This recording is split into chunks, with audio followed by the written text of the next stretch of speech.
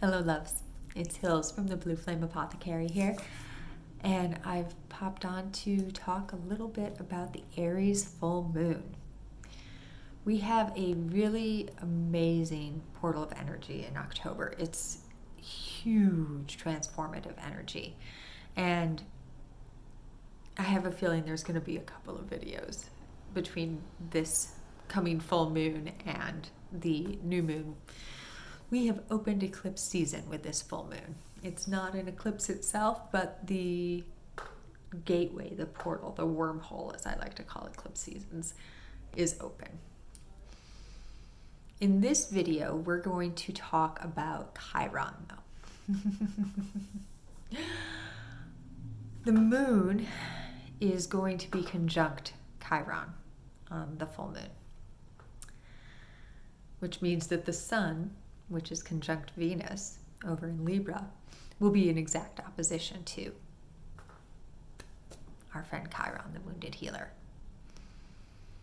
Now over in Cancer, we have Hekate, conjunct to the stellar dimension of Sirius. They're making a T-square to the sun and Venus in Libra and the moon and Chiron in Aries. Let's explore just for a moment to start to bring these frequencies in. What is the wound being highlighted through Chiron and Aries? Aries energy is about the I am. Who am I? It's about rebirth, emergence. It marks the beginning of the Western astrological calendar. It also marks the beginning of spring in the Northern Hemisphere. When Chiron is in Aries, whether for you natally or as it is right now for us collectively, the wound that is being spotlighted is who am I? And more to the point, if I am my truest expression of I, will I be abandoned? Will I be left behind? Chiron is also currently moving retrograde, which means while on the collective stage, this has been the energy since late 2018, most of 2019 is when it really came in. For the last few months and through until about the end of the year, right around the solstice in December, Chiron has been moving backwards, and retrograde energy brings the focus into self, into your internal world, into your subconscious, unconscious realms. So we can feel how over the last couple of months, we've been taking this who am I, and if I am myself, will I be left behind? Will I be abandoned? Will I be shunned? Energy into our consciousness. We have felt this so much over these last couple of months too. The Medusa energy that's been coming through, all of that portal of destiny energy, even this Kali retrograde, which is very strong on this full moon also. There's another dynamic at play here though. So we're taking this who am I energy internal. What is the truest expression of I, of who I am, and how does that look? How can I be that in the world? Is being highlighted. Venus is in Libra and moving ever closer to the sun. The day before the sun moves into Scorpio, Venus and the sun will come into their exact conjunction, which is called the Venus star point. Afterwards, Venus will emerge back out from conjunction with Sol and become an evening star as opposed to a morning star. These times are a reminder for us of where we shine our light, where we shine our light, and that we should shine our light both out and in. Venus is also the ruler of Libra. And Libra is about your connections, about your relationships, how you relate in the world, how you relate to the world. The sun is your sense of self. Wherever the sun is in your natal chart, that's your outward expression of self. So can we start to feel how the sun conjunct Venus in Libra is asking us to really explore the ways in which we connect with ourselves and also how we connect with the world and relate to the world around us. This question is shining directly upon Chiron, and the moon is holding up that spotlight. The full moon, if we can remember, is bringing in a bright light that we can then release something into. And with an Aries full moon, Aries is fiery energy. Aries is really, it's like primal fire is the energy of Aries. And one of the ways that we can view this is as a purification agent, as a burn away all that's not true. That's what fire does. You can feel into the violet flame for an alchemical way to do this. When you call in the violet flame, you ask this beautiful flame of violet light to come through your entire system and burn away everything that isn't true anymore. Any karmic ties, any cords, any debris that's clinging to you from some encounter that you had with somebody you don't even know. Literally everything. It just takes everything away. It's kind of like Kali in that way.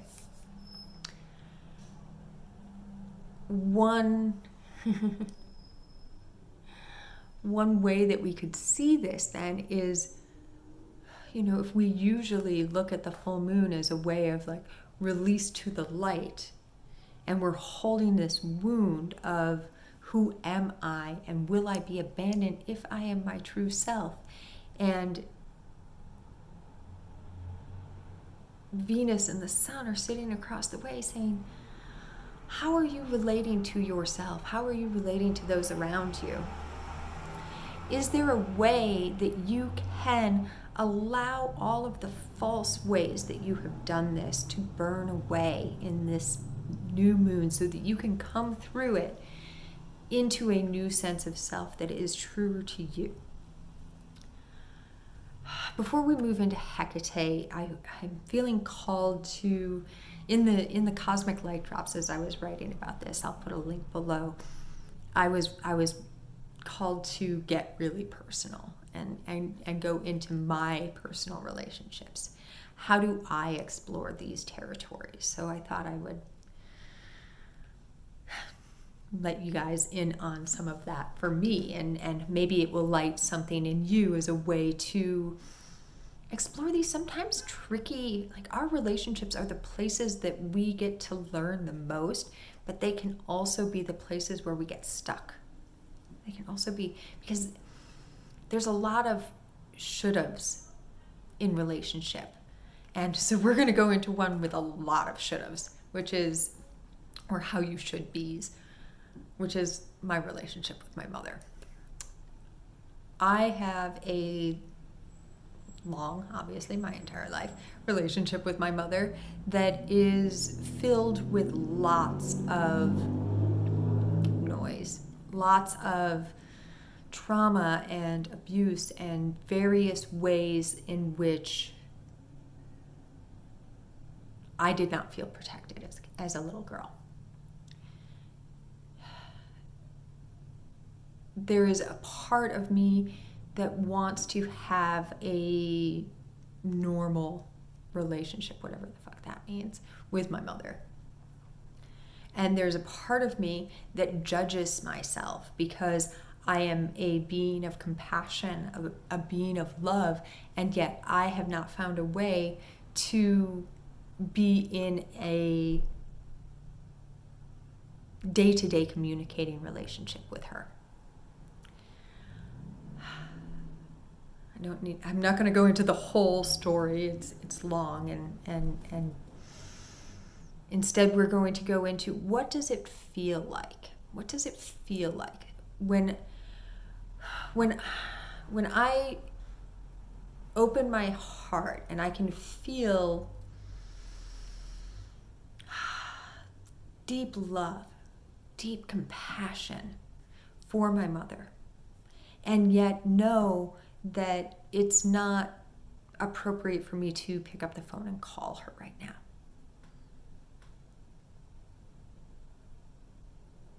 And when I can feel a judgment within myself for that, that's the place that we're going to go. That judgment, that voice in your head that says, you should be able to do this thing. You need to be able to do this thing because society, because this, because that, the other thing, all of the things. Instead of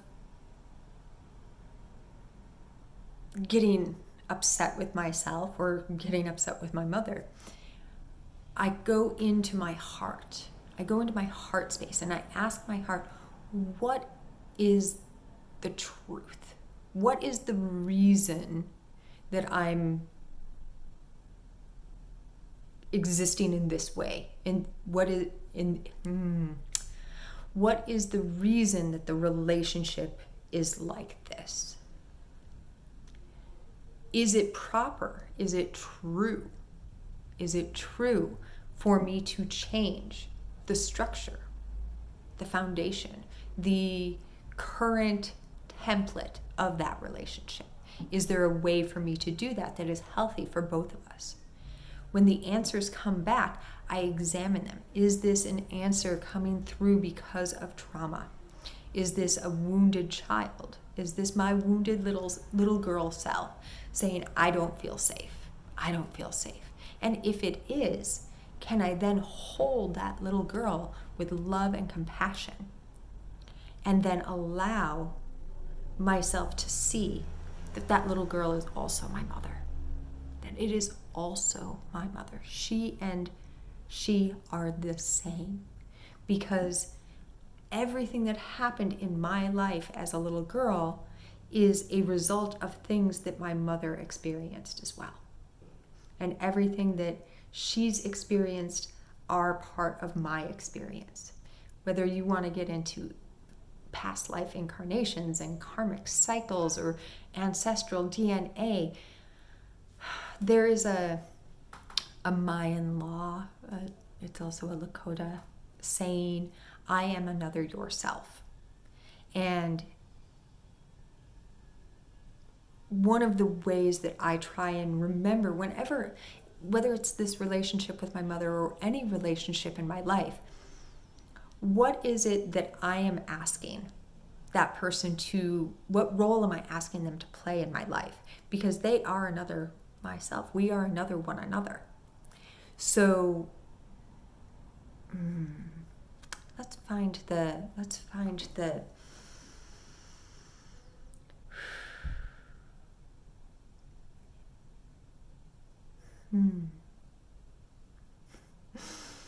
there is a way in which we as humans we protect ourselves, and it's beautiful because we can see that maybe some other might not have our best intentions at heart, that a relationship is not safe. And these types of boundaries are really important. They help us establish the sense of self. that is such an important foundation of embodied existence. And as we move into, a lot of people call it unity consciousness, and yes, it is that, but it can sometimes get a little confusing or convoluted because we think of unity consciousness and a picture might emerge of like hive mind.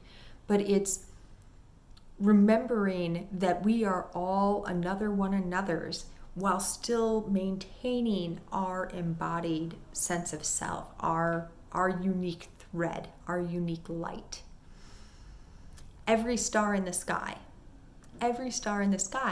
you can look at them. These beautiful pinholes of light on this black canvas, each one of them is its own light, but each one of them is also a star. Can you feel how that's true for each of us as well? We are each one of us having this embodied existence, but we are also each a sovereign being. We are our own light that is part of the whole night sky.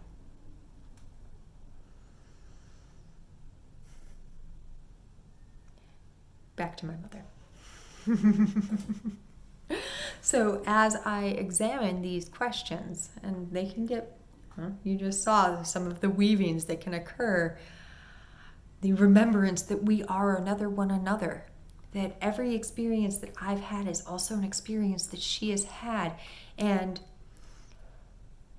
it always comes back to, I love her. She is my mother. I love her. So why am I not picking up the phone right now and calling her? Last night I went and saw a Julia Jacqueline show. She has this amazing song called Head Alone.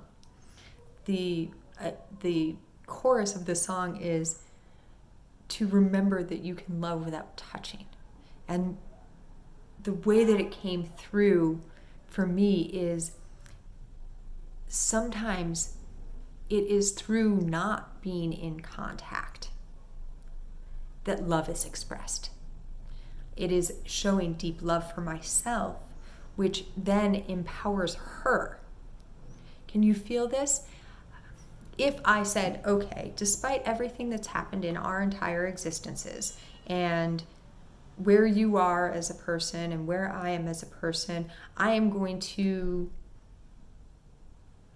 reconfigure myself and squeeze into this little package to try and be this contrite and happy little girl that forgives you of all things and absolves you of all things and doesn't care if you haven't changed anything about yourself, so you're going to keep doing all of those same things to me over and over and over again. Because I'm here and I love you and I'm divine love and I'm compassion, so have at it. That's not true. That's not true. And that disempowers her also. It disempowers her also. But by me saying, no, I am a sovereign being. I can love you. I can love you deeply. Not just as my mother, but as a fellow being on this planet. I can have enormous compassion for you.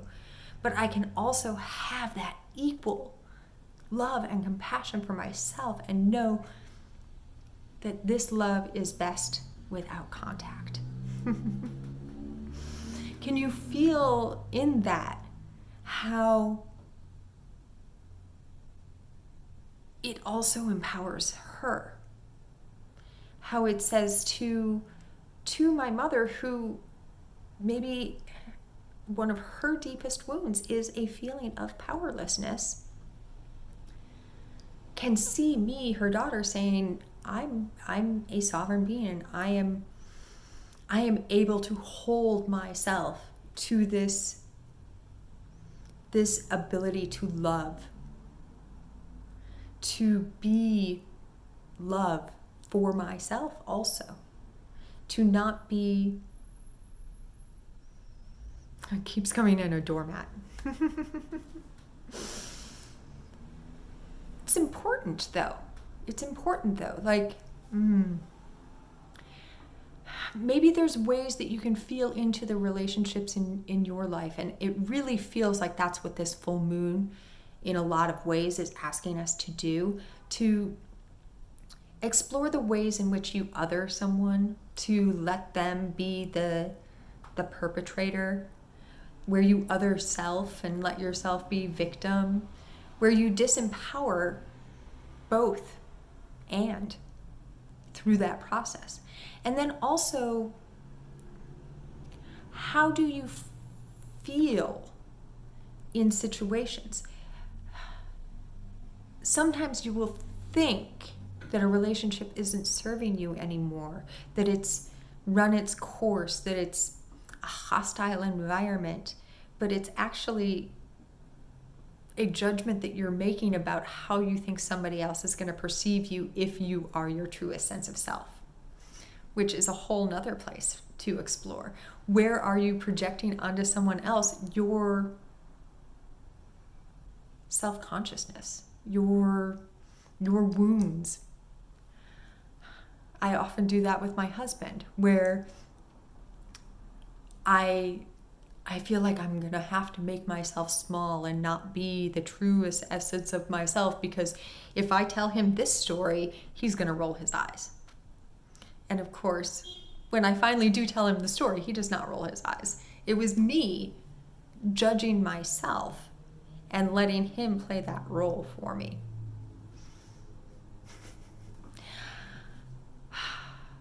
These places of who am I and will I be abandoned if I am my truest sense of self, they are rich territory, and they can be really, really difficult to navigate on your own.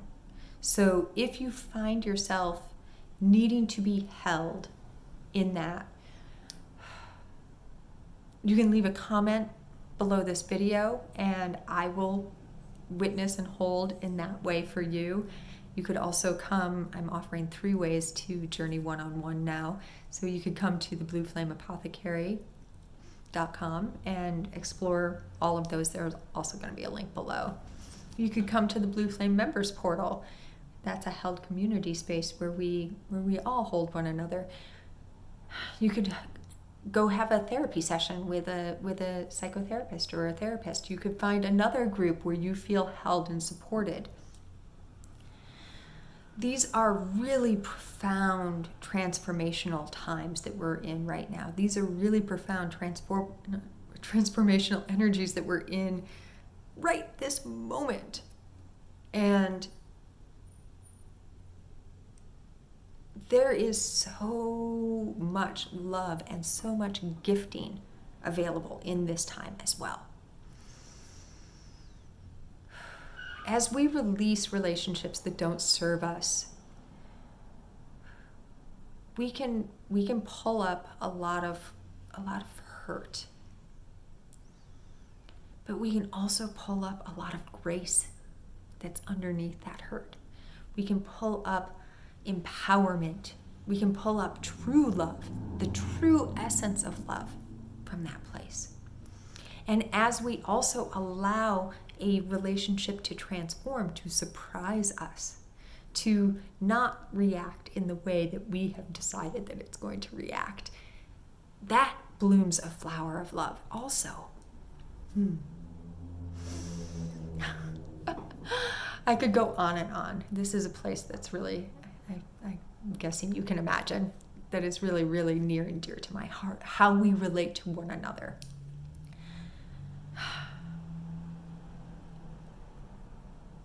I'm going to put a link, I'm going to end cap this video with Kali retrograde video, because that really speaks to this coming into true sense of self energy as well.